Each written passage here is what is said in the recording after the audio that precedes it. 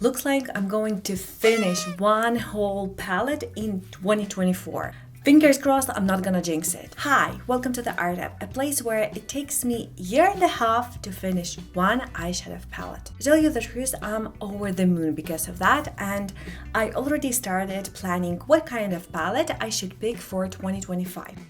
And I want to share my thought process with you because I need your advice to settle things out. First up, the palette that I want to pan. It is BH Cosmetics Blueberry Muffin. It is one of the oldest palettes in my collection, and since BH Cosmetics closed, like technically closed, I want to give it the love that it deserves. While this palette is labeled as blue palette, for me it is super versatile. It has cool tone golds, silvers, green sparkles, and of course blues. Moreover, it was my most used palette this summer. For me, it is perfect for every day and maybe a little bit beyond. But my biggest concern is that the pans in BH palettes look slightly deeper than the ones in ABH. So I'm afraid that it will take me much longer to even pan the eyeshadow than I initially anticipate. And after panning ABH palette for like 18 months and being totally burned out because of that, I'm not mentally prepared to do that once again. I want something easy. Therefore, I am considering BH Cosmetics Romantic Nomad.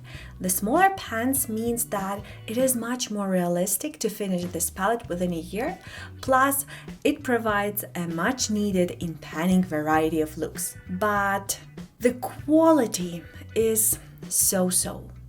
The mattes are sheer, and very often I have to reach for other palettes in order to get the depths I need or even for transition shades.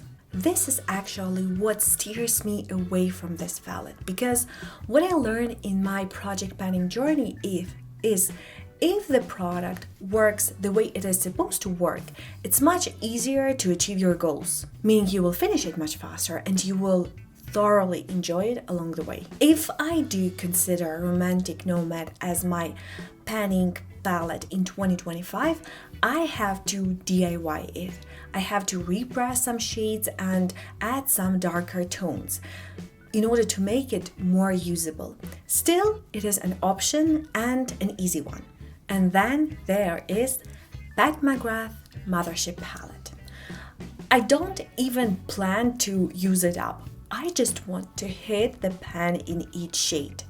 Personally, I don't know anyone who tried panning this palette. So if you know such an incredible human being, please let me know in the comment section below. I want to get all the insider's information. The main reason why I consider panning this palette is because the formula has dried out and the shades are not applying as smoothly as they used to. And honestly, after getting Glaminatrix Nocturnal, I feel like I have acquired a more upgraded version of this palette because as for me, they do share the similar vibe.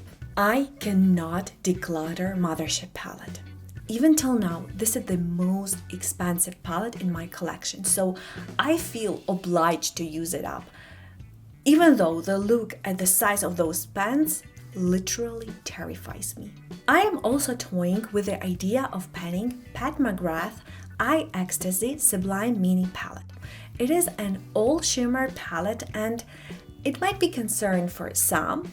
I see it as an advantage. I've learned how to prevent those shades from creasing. They used to crease terribly on me. The shades are quite wearable and the lack of mattes won't lock me within one palette.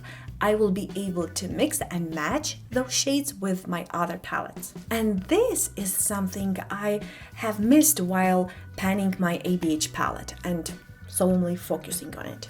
Lastly, there is Natasha Denona Mini Retro, and this one is purely practical.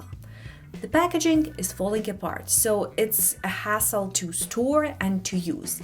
Plus, I have some significant dips in pinks, so I see it as a quick project. So here is where I'm stuck.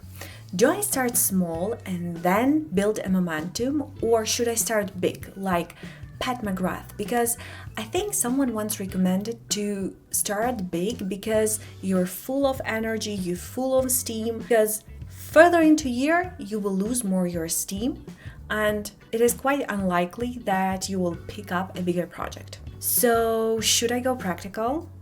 Let me know in the comment section below. I would love to get your insights. Thank you so much for spending your time with me. I'll see you next time. Bye.